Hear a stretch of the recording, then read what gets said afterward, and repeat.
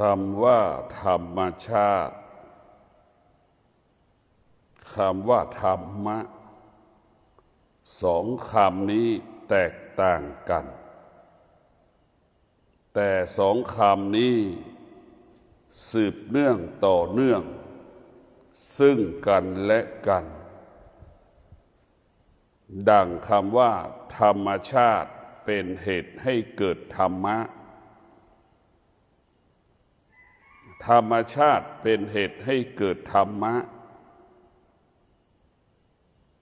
เมื่อจิตเรามีธรรมะ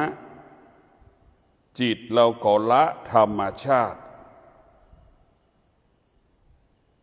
ธรรมชาติเป็นแดนเกิด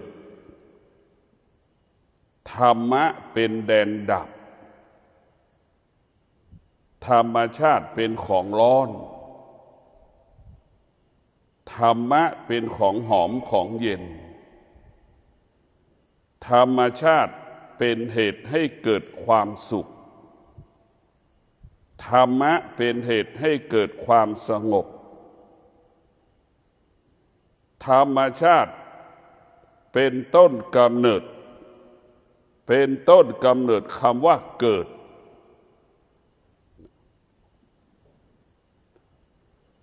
ธรรมชาติเป็นต้นกำเนิดคำว่าเกิดธรรมชาติเปรียบเสมือนไวรัสที่พัฒนาเปลี่ยนแปลงไม่มีที่สิ้นสุดธรรมะเป็นต้นกำเนิดคำว่าดับธรรมะเปรียบเสมือนวัคซีนป้องกันไวรัสธรรมะคือคำตอบให้กับชีวิตของเราธรรมะเป็นผู้ตอบโจทย์ชีวิตของเราพวกเราทั้งหลายจิตเดิมของเราเป็นธรรมชาติจิตเดิมของเราเกิดจากธรรมชาติจิตเดิมของเราอยู่กับธรรมชาติจิตจึงอ่อนแอหวั่นไหวไปตามกระแสอารมณ์และสังคมดังที่ทุกคนสัมผัสรู้สึกทุกลมหายใจจิตที่มีธรรมะจิตมั่นคงสงบนิ่งดังก้อนหินและภูเขาจิตเดิมที่เป็นธรรมชาติแปรสภาพไปตามกาลเวลาจิตเดิมที่เป็นธรรมชาติแปรสภาพไปตามกาลเวลาคำว่าธรรมชาติมันก็แปรสภาพเปลี่ยนแปลงตลอดเวลาธรรมะคงสภาพเดิมอยู่เหนือการเปลี่ยนแปลงของธรรมชาติอยู่เหนือการเปลี่ยนแปลงของโลกอยู่เหนือการเปลี่ยนแปลงของการเวลาธรรมชาติสร้างความทุกข์ธรรมชาติสร้างความสุขไม่มีวันจบสิ้นจิตมนุษย์ทั้งหลายตกอยู่ใต้อำนาจความทุกข์ตกอยู่ใต้อำนาจความสุขไม่สามารถออกจากความสุขไม่สามารถออกจากความทุกข์ได้เพราะจิตมันเป็นธรรมชาติธรรมะสร้างความสงบธรรมะสร้างความสงบธรรมะดับความสงบท่านทั้งหลายธรรมชาติทำลายชีวิตเบียดเบียนชีวิตเบียดเบียนทรัพย์สมบัติของเราธรรมะสร้างสรรค์ชีวิตเรียกว่าธรรมะสร้างสรรค์ชีวิตธรรมะนั้นส่งเสริมชีวิตให้ชีวิตของเรางอกงามตลอดกาลจิตที่เป็นธรรมชาติกับจิตที่เป็นธรรมะก็ย่อมแตกต่างกัน จิตที่เป็นธรรมชาติเป็นจิตของผู้ไม่รู้ดังคนทั่วโลกตกอยู่ใต้อำนาจความสุขความทุกข์สิ่งที่พอใจสิ่งที่ไม่พอใจไม่มีวันจบสิ้นจิตที่เป็นธรรมชาติจิตนั้นกังวลใจไม่สบายใจตลอดกาลเวลาดังที่ทุกคนสัมผัสอยู่ทุกวันจิตที่เป็นธรรมะจิตนั้นสงบตลอดเวลาจิตที่มีธรรมะจิตนั้นจะเป็นจิตของผู้รู้จิตนั้นจะสงบตลอดเวลาท่านทั้งหลาย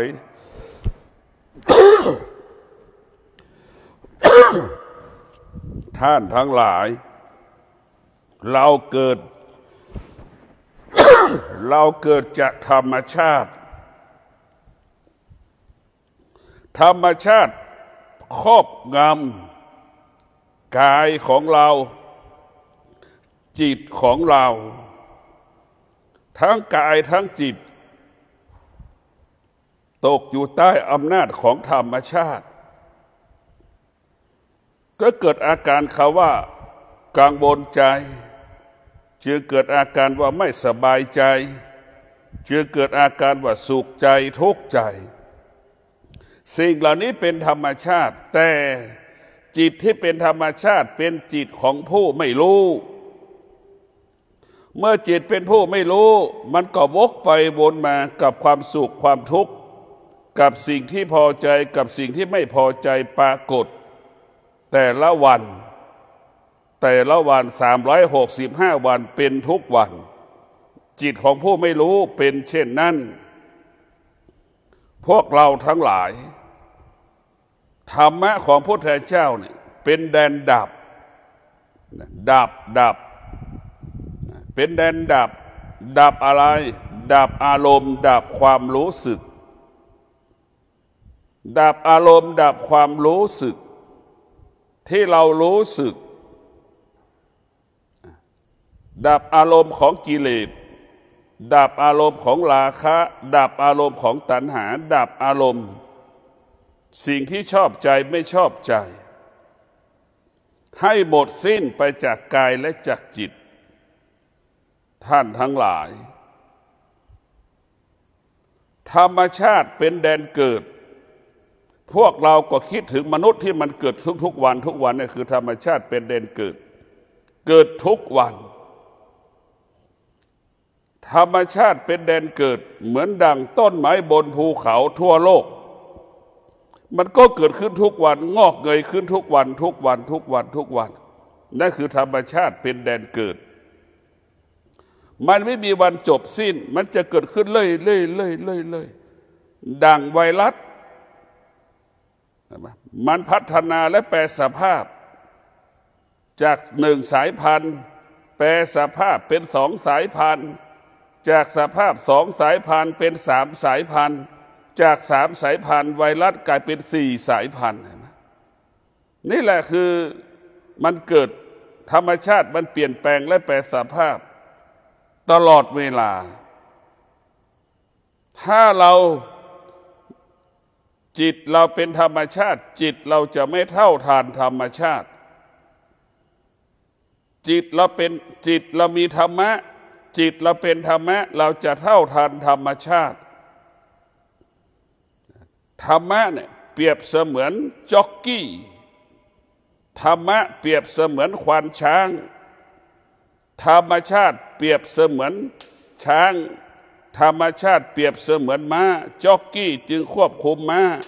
ควานช้างจึงควบคุมช้างฉันใดธรรมะจึงเป็นผู้ควบคุมธรรมชาติเช่นเรามีสติรู้เราก็จะอดทนเราจะไม่ตอบสนองสิ่งที่เราพอใจเราจะไม่ตอบสนองสิ่งที่เราไม่พอใจธรรมะเนี่ยคืออดทนความพอใจความไม่พอใจเป็นธรรมชาตินี่แหละความอดทนจึงไประงับไปยุติ สิ่งที่เราพอใจสิ่งที่เราไม่พอใจธรรมะจึงเป็นผู้ควบคุมธรรมชาติธรรมะเป็นผู้ที่หยุดธรรมชาติดังพ่อแม่ครูบาอาจารย์หลวงปู่มั่น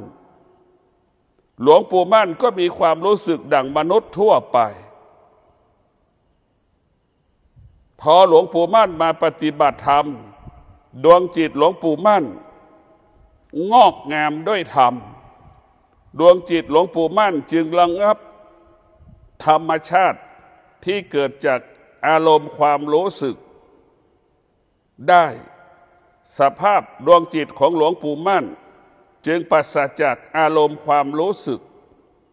อยู่เหนืออารมณ์ความรู้สึกถึงแม้มีความรู้สึกก็ไม่ตอบสนองความรู้สึกถึงแม้มีความรู้สึกก็ละความรู้สึกแม้มีความรู้สึกไม่ตามความรู้สึกสภาพจิตที่มีธรรมะเป็นเช่นนี้พวกเราทั้งหลาย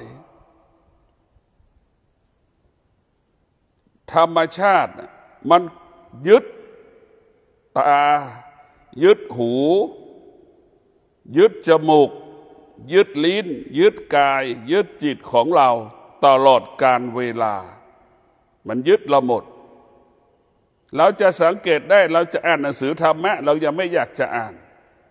เราจะฟังธรรมะเราก็ไม่อยากจะฟังเห็นไหมเราจะสัมผัสกับธรรมะเราก็ไม่อยากสัมผัสไม่สัมผัสเลยจมูกของเราก็เช่นเดียวกันอยากจะสัมผัสกลิ่นที่ชอบใจไม่ชอบใจเท่านั้นลิ้นของเราก็เช่นเดียวกันมันตกอยู่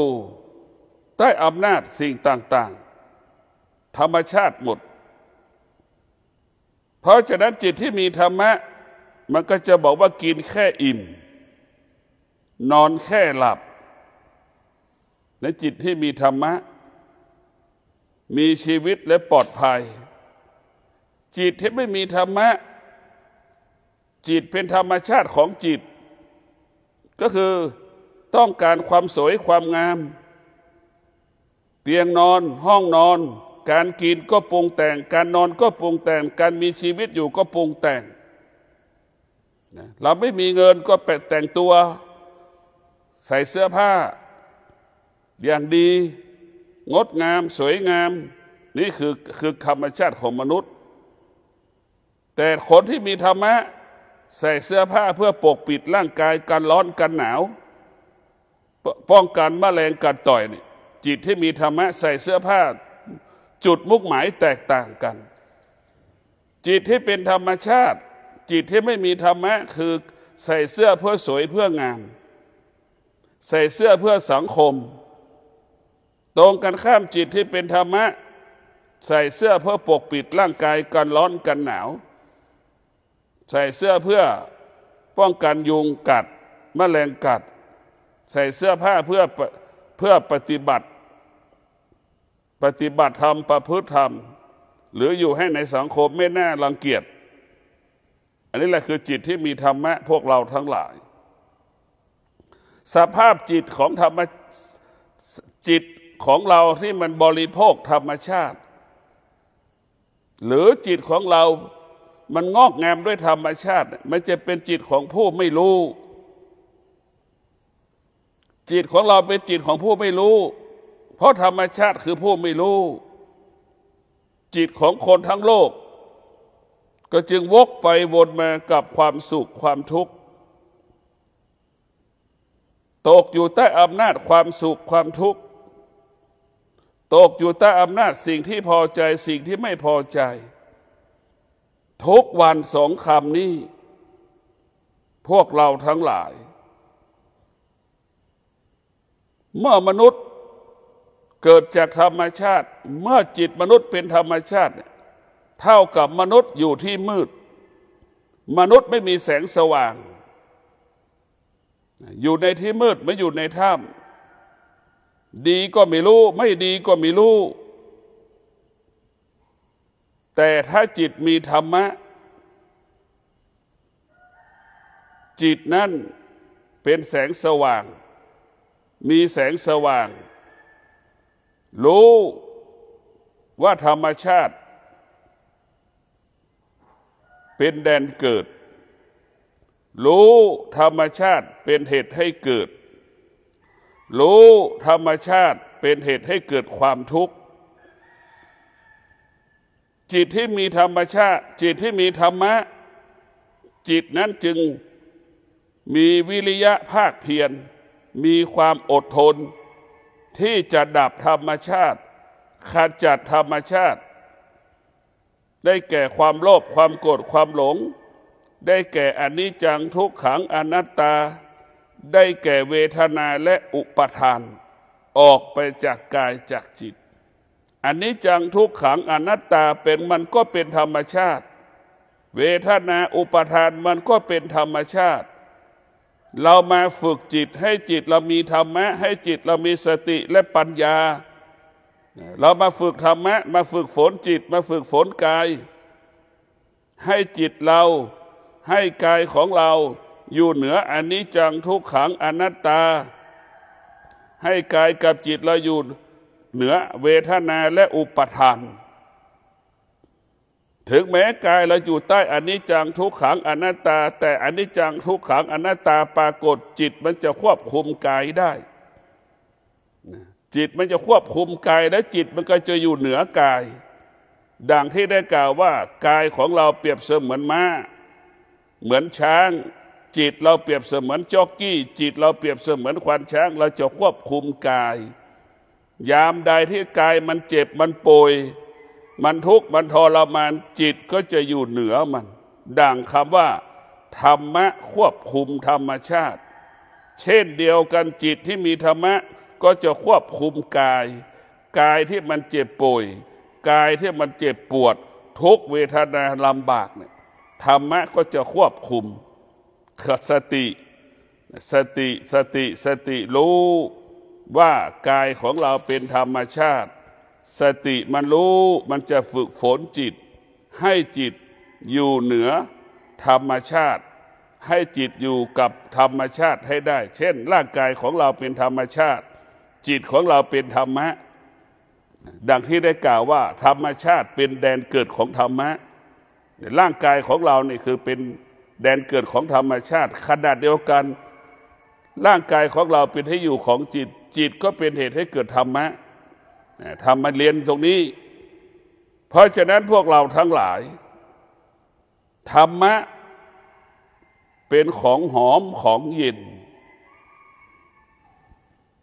ธรรมะเป็นของหอมของเย็นแต่คนจำนวนมากไม่แสวงหาของหอมของเย็นทางที่คนจำนวนมากต้องการของหอมของเย็นแต่ทำไมไม่แสวงหาของหอมของเย็นแต่ทำไมไม่แสวงหาธรรมะพิจารณาดูก็เพราะจิตมันเป็นธรรมชาติจิตมันเป็นธรรมชาติธรรมชาติเป็นของร้อนธรรมชาติเป็นของเน่าเป็นของเหม็นสิ่งเหล่านี้คนทั้งโลกเป็นสิ่งที่ไม่ต้องการเป็นสิ่งที่ไม่ปรารถนาธรรมชาติของมนุษย์ไม่อยู่ใกล้ของเน่าของเหม็นไม่อยู่ใกล้ของร้อนแต่มนุษย์ที่มันเป็นจริงมนุษย์ทั้งโลกกลับแสวงหาของร้อนกลับแสวงหาของเน่าของเหม็นอยู่ทุกวันเห็นไหมเราอยู่กับธรรมชาติหมดเช่นสามีของเราก็เป็นของร้อนภรรยาของเราก็เป็นของร้อนลูกของเราก็เป็นของร้อนพ่อแม่ของเราก็เป็นของร้อนไม่ตอบสนองก็เกิดอาการไม่พอใจสามีภรรยาพ่อแม่ลูกไม่ตอบสนองซึ่งกันและกันก็กลายเป็นของร้อนกลายเป็นของเน่ากลายเป็นของเหม็นนั่นแหละคือธรรมชาติพวกเราทั้งหลายธรรมชาติเป็นของร้อนจิตที่มีจิตที่เป็นธรรมชาติจิตก็ลุ่มร้อนเล่าร้อนกังวลใจทุกข์ใจไม่สบายใจตลอดกาลเวลาเพราะจิตเป็นผู้ไม่รู้ตรงกันข้ามจิตที่เป็นธรรมะจิตที่มีธรรมะจิตนั้นเป็นของหอมจิตเป็นของเย็นจิตจึงเป็นผู้รู้แยกแยะได้สุขไม่ให้เกิดทุกข์ไม่ให้เกิด ถึงสุขมันเกิดทุกข์มันเกิดจิตที่มีธรรมะก็จะอยู่เหนือสุขอยู่เหนือทุกข์จิตที่มีธรรมะไม่ตอบสนองสุขกับทุกข์ที่มันเกิดทุกวันเราไปตอบสนองความต้องการเป็นของธรรมชาติมันไม่มีวันจบสิ้นสิ่งที่เราต้องการจะดับไปก็เมื่อเรามีความอดทนสิ่งที่เราต้องการจะดับไปสลายไปเมื่อเรามีสติและมีความอดทนสิ่งที่เราต้องการสิ่งที่เราปรารถนาจะเกิดขึ้นได้ก็ต้องอาศัยสติและความอดทนธรรมะของพระพุทธเจ้าใช้ทั้งสองอย่างสิ่งที่มันเป็นลบเราก็ใช้สติกับความอดทนขจัดกำจัดสิ่งที่เราปรารถนาที่จะสร้างสรรค์ชีวิตให้เราสมปรารถนาดังใจปรารถนาเราก็ต้องมีสติก็คือมีความอดทนสิ่งที่เราปรารถนาสิ่งที่เราพึงปรารถนาก็เกิดขึ้นกับชีวิตของเราพวกเราทั้งหลายธรรมะเป็นผู้ตอบโจทย์ชีวิตเราได้ดังคำว่าอดทนจึงเกิดคำว่าสำเร็จคำว่าอดทนจึงเป็นเหตุให้เรามีกินแล้วก็มีทรัพย์เมื่อมีกินมีทรัพย์เสร็จเมื่อเราอดทนอีกเรามีสติแล้วก็อดทนรักษาทรัพย์ที่เราหามาได้แล้วก็ใช้ทรัพย์ให้เป็นประโยชน์เกิดประโยชน์อันนี้แหละคือมีสติธรรมะมันจะบอกมันจะสอนเราเมื่อเรามีสติมันจะบอกให้เราอดทนในการนั่งสมาธิอดทนในการภาวนามันบอกเราให้เราอดทนเมื่อเราอดทนเราก็ชนะเราก็สำเร็จสิ่งที่เราต้องการและปรารถนานั่งสมาธิก็สำเร็จเราจะไปปฏิบัติหน้าที่ประกอบอาชีพก็สำเร็จพวกเราทั้งหลายจิตของเราเป็นจิตของผู้รู้เมื่อจิตเป็นผู้รู้เนี่ยจิตก็จะละสิ่งที่จิตรู้ว่าธรรมชาติเป็นของร้อนก็จะละธรรมชาติทั้งหมดอะไรร่างกายของเราถ้าเส้นผมถึงฝ่าเท้าเป็นธรรมชาติมันจะไม่ยึดติดสิ่งที่อยู่ในร่างกายของเราตั้งแต่เส้นผมเห็นไหมเส้นผมเราเคยดกมันกับบางลงมันเคยดำมันก็ขาวเนี่ยแปรสภาพหนังมันเคยตึงมันก็หย่อนมันก็ยางมันก็เหี่ยวมันก็ย่นร่างกายเคยมีกำลังมันก็หายกำลังมันก็แผ่วนี่คือธรรมชาติเปลี่ยนแปลงทุกลมหายใจธรรมะไม่เปลี่ยนแปลงคงสภาพเดิมดวงจิตที่มีธรรมะก็อยู่เหนือการเปลี่ยนแปลงดวงจิตที่มีธรรมะเท่าทันการเปลี่ยนแปลงดวงจิตที่มีธรรมะอยู่เหนือการเปลี่ยนแปลงทั้งสิ้นเพราะฉะนั้นพวกเราทั้งหลายถึงแม้ธรรมชาติมันจะเปลี่ยนแปลงดวงจิตที่มีธรรมะก็เข้าใจเรื่องการเปลี่ยนแปลงดวงจิตที่มีธรรมะจึงอยู่เหนือการเปลี่ยนแปลงจึงเข้าใจการเปลี่ยนแปลงดังคำว่าถึงแม้โลกจักรวาลดวงดาวดวงจันทร์ดวงอาทิตย์เปลี่ยนแปลงแต่ดวงจิตที่มีธรรมะก็คือมีสติและปัญญาดวงจิตนั้นจะไม่เปลี่ยนแปลงเพราะดวงจิตนั้นเข้าใจว่าการเปลี่ยนแปลงมันเป็นปกติของมันเข้าใจว่าโลกดวงดาวมันเป็นเช่นนี้เป็นแบบนี้หรือเข้าใจว่าร่างกายมันเกิดความเสื่อมทุกวันเข้าใจว่าร่างกายมันแปรสภาพทุกวันแก่ทุกวันเจ็บทุกวันป่วยทุกวันโดยไม่รู้สึกตัวพวกเราทั้งหลายจิตที่มีธรรมะนั้นจะอยู่กับธรรมชาติเข้าใจธรรมชาติได้พวกเราทั้งหลายธรรมชาติเป็นสิ่งที่น่ากลัวที่สุดธรรมชาติมันก็เปรียบเสมือนเชื้อไวรัสพวกเราทั้งหลายเชื้อไวรัสแต่ก่อนมันก็เกิดจากหนึ่งเป็นเชื้อไวรัสเดี๋ยวนี้มันพัฒนาเห็นไหม เป็น4 สายพันธุ์นึกดูดิพวกเราทั้งหลายวัคซีนก็ต้องใช้วัคซีนพัฒนาวัคซีน4 สายพันธุ์อีกนึกดูกันแล้วกันร่างกายของเรานี่มันเต็มไปด้วยธรรมชาติทั้งสิ้นพวกเราทั้งหลายถ้าเรามีสติแล้วก็บวกกับปัญญาบวกกับวิชาเราก็จะไม่ติดไวรัสก็จะไม่เกิดขึ้นกับเราก็จะอยู่ห่างๆพื้นที่ที่ไวรัสไม่เกิดพวกเราทั้งหลายทุกวันนี้เราขาดสติขาดปัญญาเราอยู่กับไวรัสตลอดเวลา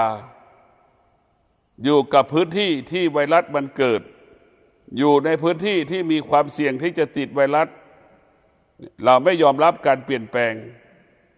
เราจึงเกิดการชีวิตเราจึงเกิดการเปลี่ยนแปลงก็คือเกิดแก่เจ็บตายก่อนเวลากำหนดถ้าเรามีธรรมะเราจะเท่าทันการเปลี่ยนแปลงเรามีสติรู้จะไม่อยู่กับสถานที่เกิดความเสี่ยงที่จะเกิดไวรัสต่างๆกับชีวิตของเราคำว่าเกิดแก่เจ็บตายมันก็เป็นไปตามธรรมชาติมันจะไม่เกิดก่อนธรรมชาติเพราะถ้าเกิดแก่เจ็บตายมันจะเป็นธรรมชาติจึงเกิดคำว่าธรรมะตอบโจทย์ชีวิตเราได้ธรรมะตอบโจทย์ชีวิตเราได้พวกเราทั้งหลายธรรมะเท่านั้นที่จะให้คำตอบเราดังคำว่าอดทนชนะสำเร็จดังคำว่าอดทนชนะสำเร็จเมื่อเรามีความอดทน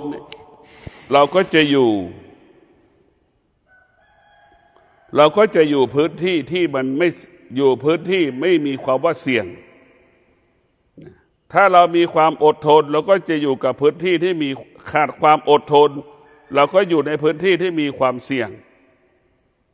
พวกเราทั้งหลายเราต้องเอาธรรมะเรียกว่าเอาธรรมะไว้ที่กายกับจิตธรรมะของเรานี่แหละเป็นเครื่องดับอารมณ์เป็นเครื่องดับความรู้สึกธรรมะเปรียบเสมือนวัคซีนนั่นแหละอารมณ์ของเราก็เปรียบเสมือนไวรัสเชื้อโรคมันพัฒนาแปรสภาพตลอดเวลาเมื่อเรามีธรรมะเราเท่ากับเรามีวัคซีน4 สายพันธุ์ป้องกันไวรัสไม่ให้มันเกิดพวกเราทั้งหลายธรรมะให้เรามีสติเท่าทันการเปลี่ยนแปลงมีสติเท่าทันการเปลี่ยนแปลงดังเช่นไวรัสต่างๆที่มันกำลังปรากฏอยู่ขนาดนี้จาก1 สายพันธุ์เป็น2 สายพันธุ์จาก2 สายพันธุ์เป็น3 สายพันธุ์จาก3 สายพันธุ์กลายเป็น4 สายพันธุ์เราฉีดวัคซีน3 สายพันธุ์ก็ยังเสี่ยงอีกมันยังช่วยไม่ได้อีกใช่ไหมเพราะฉะนั้นพวกเราทั้งหลายธรรมชาติมันไม่เท่าทันการเปลี่ยนเรียกว่าธรรมชาติมันเปลี่ยนแปลงตลอดหัวจิตหัวใจที่มีธรรมชาติมันไม่เท่าทันการเปลี่ยนแปลงหัวจิตหัวใจที่มีธรรมะเนี่ยมันจะเท่าทันธรรมชาติมันจะอยู่เหนือธรรมชาติอันนี้แหละคือธรรมชาติของจิตกับจิตที่มีธรรมะย่อมแตกต่างกันพวกเราทั้งหลายเรากลับมาพิจารณาดวงจิตที่มีธรรมะก็เป็นดวงจิตที่มั่นคงดวงจิตที่เป็นธรรมชาติเป็นดวงจิตที่อ่อนแอเป็นดวงจิตที่หวั่นไหวตลอดเวลาดวงจิตที่เป็นธรรมชาติดวงจิตนั้นกังวลใจตลอดเวลาพวกเราทั้งหลายเป็นดวงจิตที่เกิดอาการสำแดงอาการสุขกับทุกข์เกิดอาการชอบใจไม่ชอบใจในดวงจิตที่เป็นธรรมชาติมันก็จะตกอยู่ใต้อำนาจอารมณ์ความรู้สึกตลอดเวลาที่เรารู้สึกในพวกเราตรงกันข้ามดวงจิตที่มีธรรมะดวงจิตนั้นจะมั่นคง คำว่ามั่นคงก็คงหมายถึงสงบไอ้คำว่าสงบก็คือรู้สงบรู้แล้วก็สงบนิ่งเมื่อเรารู้แล้วเราก็สงบเมื่อเราสงบเช่นเราไม่พูดเนี่ยเมื่อเรารู้ว่าปัญหามันเกิดและเราไม่พูดปัญหามันก็คงสภาพเดิมแต่เราพูดปัญหามันเกิดและเราพูดเนี่ยปัญหามันจะเพิ่มขึ้นเพราะฉะนั้นพระธรรมะจะบอกให้เราสงบรู้สงบแล้วก็ตัวสงบก็คือตัวรู้สงบรู้ด้วยวิชาปัญญาสงบรู้ด้วยวิชาปัญญาจึงรู้ความจริงก็คือธรรมชาติแล้วก็ละความจริงก็คือละธรรมชาติดังเรามาปฏิบัติธรรมนี่เราจะมาล้างธรรมชาติเราจะมาล้างธรรมชาติทั้งหมดดังพระที่บวชใหม่จะต้องล้างธรรมชาติหัวใจที่เป็นฆฤหัสถ์อารมณ์ที่เป็นฆฤหัสถ์เราต้องล้างต้องละกิริยาอาการการเป็นฆฤหัสถ์เราต้องปรับปรุงเปลี่ยนแปลงนี่แหละคือธรรมะมันจะเปลี่ยนแปลงธรรมชาติเราเคยกินข้าว3 มื้อเราพอมาเป็นนักบวชเรามาปฏิบัติธรรมทางสายเอกเราจะกินข้าว1 มื้อนี่เปลี่ยนแปลงธรรมชาติเราอยู่บ้านตามใจตัวเองพอเรามาทางสายเอกเรามีธรรมะเราก็จะมีระเบียบมีวินัยไม่ตามใจตัวเองนี่แหละคือธรรมะมันแตกต่างกันพวกเราทั้งหลายถามว่าบ้านกับวัดธรรมะมาอยู่ทุกที่แต่บ้านมันไม่เอื้ออำนวยในการปฏิบัติธรรมประพฤติธรรมแต่วัดมันเป็นสถานที่อำนวยความสะดวกในการประพฤติธรรมปฏิบัติธรรมใช่ว่าลำไยลิ้นจี่จะปลูกได้ทุกสถานที่มันก็ไม่ใช่เช่นเดียวกันใช่ว่าเราจะปฏิบัติธรรมประพฤติธรรมแล้วธรรมะจะเกิดขึ้นกับจิตใจเราได้ตลอดเวลามันก็ไม่ใช่สถานที่สิ่งแวดล้อมอำนวยความสะดวกทำไมเจ้าชายสิทธัตถะไม่นั่งสมาธิในพระราชวังเราต้องตั้งคำถามก็มีคนกลุ่มหนึ่งอ้างว่าธรรมะอยู่ที่บ้านอยู่ที่ไหนก็ได้ถามว่าใช่มันใช่แต่สภาพจิตของเราตกอยู่ใต้อำนาจสิ่งแวดล้อมที่อยู่ในบ้านมันออกไม่ได้การที่เราออกบ้านไม่ได้นะคือเราไปยึดติดเรายึดติดบ้านน่ะก็คือเป็นธรรมชาติอยู่เราอยู่บ้านก็เป็นธรรมชาติอยู่แต่ถ้าเราออกจากบ้านนั้นเราผิดธรรมชาติเราไม่อยู่ในบ้านเราผิดธรรมชาติเห็นไหมอันนี้คือมันง่ายที่สุดไอ้การออกจากบ้านนั่นคือเป็นธรรมะการไม่อยู่ในบ้านนั้นเป็นธรรมะอยู่ในบ้านเป็นธรรมชาติอยู่ในบ้านเป็นธรรมชาติคนจำนวนมากอยู่ในบ้านเป็นธรรมชาติเห็นไหมแต่พอเราออกนอกบ้านเราจะต้องสลัดความรู้สึกที่ห่วงบ้านเห็นไหมนี่แหละจิตมีธรรมะมันก็สลัดคำว่าห่วงความว่าห่วงออกจากสิ่งที่เรายึดถือยึดมั่นครอบครองอันเป็นธรรมชาติแต่ถ้าจิตเรามีธรรมะเนี่ยมันจะสลัดความห่วงออกจากธรรมชาติเนี่ยออกจากบ้านไปปฏิบัติธรรมที่วัดในท่านทั้งหลายสภาพจิตเดิมของเราที่เกิดความทุกข์แล้วแก้ไม่ได้แล้วอยู่ที่เดิมนี่มันก็เหมือนเราอยู่ที่มืดไม่เห็นแสงสว่างไม่เห็นทางที่เราจะต้องเดินไปได้ดังผักที่เราแช่ตู้เย็นดังเนื้อที่เราแช่ตู้เย็น3 วันเห็นไหมความเย็นไปเกาะเนื้อความเย็นไปเกาะใบผักพอเราเปิดฝาตู้เย็นสัก5 นาทีความเย็นที่เกาะผักมันก็คลายความเย็นเนื้อความเย็นที่มันเกาะเนื้อก็คลายความเย็นฉันใดเรามาอยู่ทางสายเอก1 คืน 1 วัน3 วัน 3 คืนมันก็คลายความทุกข์คลายความรู้สึก ความทุกข์ก็ทุเลาเบาบางความรู้สึกก็จางหายไปนี่แหละพวกเราทั้งหลายสถานที่ปฏิบัติธรรมก็มีความสำคัญที่สุดเราจะไปติดเราไม่ควรไปติดครูอาจารย์เราไม่ควรไปติดสถานที่ติดที่เราปฏิบัติธรรมแล้วสถานที่ไหนที่เราปฏิบัติธรรมแล้วธรรมะเกิดขึ้นในกายในจิตของเราเราก็อยู่ที่นั่นแหละพอเราไปปฏิบัติธรรมแล้วจิตเราสงบกายเราสงบเนี่ยเราก็คงอยู่สภาพนั้นตลอดพวกเราทั้งหลายเรามาฝึกจิตให้จิตเรางอกงามด้วยวิชาปัญญาเมื่อจิตเรามีวิชาปัญญาจิตเราจะเท่าทันสิ่งที่เป็นอนิจจังทุกขังอนัตตามันปรากฏขึ้นที่กายหรือกายมันสำแดงอาการอนิจจังทุกขังอนัตตาจิตก็ควบคุมได้จิตก็ระงับได้จิตก็อยู่เหนือมันได้จิตที่มีวิชาปัญญา